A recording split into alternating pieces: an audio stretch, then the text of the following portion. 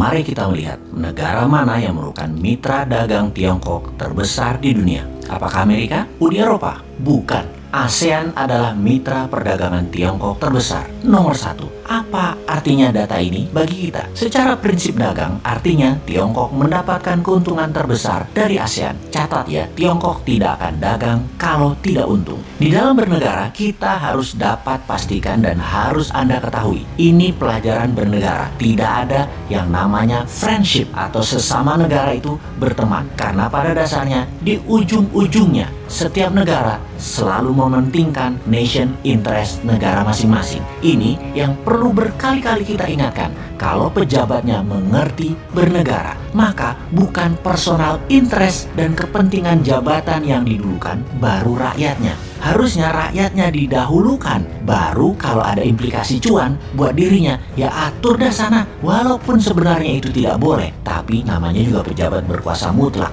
Bisalah diatur oleh mereka untuk mereka dapat sesuatu di zaman old mind begini. Beda nanti pada saat zaman new mind-nya menjabat. Ya total pejabatnya abdi masyarakat. Bener deh. Jangan seperti negara tetangga. Keuntungan pejabatnya didulukan, baru dibangun narasi nasionalismenya. Jadi negara tetangga itu punya strategi berkuasa dan mengelola negara untuk kepentingan sedikit orang, yaitu dirinya dan kelompoknya, terutama oligarki yang mendukung mereka. Bener deh. Baru pertama kali di dunia ada bernegara itu dibangun dengan kekuatan narasi saja. Bahkan ada seorang menteri di negara tetangga tersebut membangun narasinya begini. Ketika Amerika datang ke mereka, pejabat Amerika itu berkata betapa jeleknya komunis Tiongkok dan strategi negara Tiongkok kepada banyak negara. Kalian, negara tetangga tersebut ya maksudnya, harus selalu bersama Amerika. Tapi begitu Amerika balik ke negaranya, gak ada apa-apa yang dikasih sama Amerika ke negara tersebut. Sementara dengan Tiongkok, Tiongkok berkata, kamu ke Tiongkok saja. Sepertinya kalian tuh perlu banyak jembatan, pelabuhan, jalan tol, bandara, kereta api.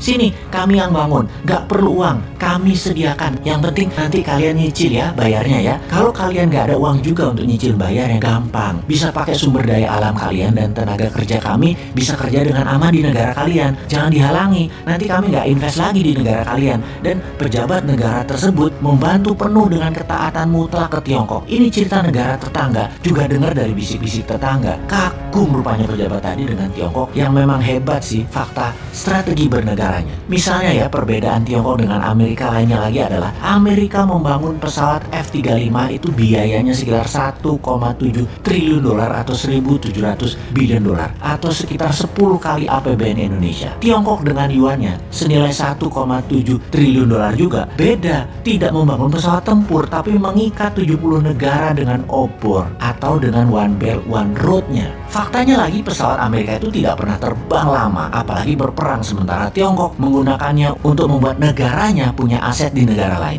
Disinilah Amerika akan kalah dengan Tiongkok dalam jangka panjang karena Tiongkok memikat dengan terlihat membantu ekonomi sebuah negara. Jadi kasihan memang banyak negara tetangga kalau pemahaman bernegara pejabatnya tipis dan kuat narasi membangun nasionalismenya, negara tersebut akan habis aset nasionalnya dan anak cucunya nanti ketika mereka nggak jabat tinggal bayarin hutang. Inilah yang disayangkan oleh New Mind. Pertanyaan sederhana, Tiongkok punya yuan sampai senilai 1,7 triliun atau 1.700 bilion dolar itu datangnya dari mana? Inilah yang akan kita lakukan di masa nanti ketika old mind lengser dan ketika rakyat dengan sadar tidak memilih old mind lagi. Apa yang kita lakukan? Printing money berbasis proyek, termasuk proyek negara lain. Ini harus huruf kapital ya, yang akan kita kuasai. Sekali lagi, negara yang akan kita kuasai. Dialog mengenai printing money memang banyak menimbulkan kontroversi, namun tetap harus kita perjuangkan. Kita semua tahu bahwa pejabat di negara demokrasi harus siap ditantang dengan pemahaman yang lain, yang baru, yang mungkin lebih baik. Namun ketika ada yang mengatakan printing money, sayangnya otak langsung ada kata inflasi dan mengatakan ini akan menyebabkan pemerintah menjadikan negara hiperinflasi. Siapapun yang bicara seperti itu berulang-ulang, pasti orang ini nggak pernah belajar ilmu ekonomi. Nggak segoblok itu ide printing money menghasilkan hyperinflasi kayak Venezuela Venezuela. Naif bener yang ngomong begitu. Semua ada dalilnya, semua ada bukti yang telah dilakukan dan berjalan dengan baik. Kita ingetin ya, pada saat sebelum Perang Dunia Kedua, yang mana untuk biaya Perang Dunia Kedua, ekonom terkenal Profesor JMK yang menjadi penghitung war cost accounting atas biaya perang yang menjadi dasar Federal Reserve cetak uang. Sebelumnya, dia menjadi penghitung Project Relief Amerika yang lain yang membuat Amerika keluar dari Great Depression. Profesor JMK juga menghitung dan membangun Amerika berbasis infrastruktur statis jalan bebas hambatan di tahun 1933 dan 1936 dalam pemerintahan FDR, Franklin Roosevelt. Juga berbarengan infrastruktur dinamis membangun industri permesinan, yaitu kendaraan bermotor, pembangkit listrik, dan alat-alat kebutuhan rumah tangga. Dana tersebut dari mana? Cetak uang berbasis proyek yang bernama New Deal. Program ini memiliki moto 3R, Relief, Recovery,